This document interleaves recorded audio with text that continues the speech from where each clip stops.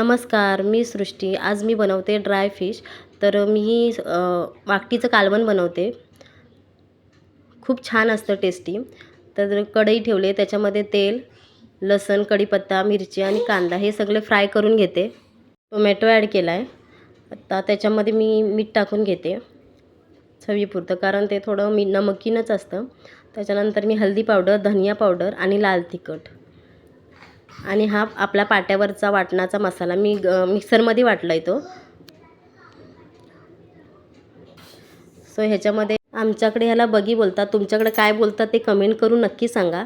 बटाटेसुद्धा add केले आहेत त्याच्यामध्ये आणि शिजवण्यासाठी जेवढं पाणी हवं आहे तेवढं पाणी टाकून घेते आणि झाकून शिजवून घेते.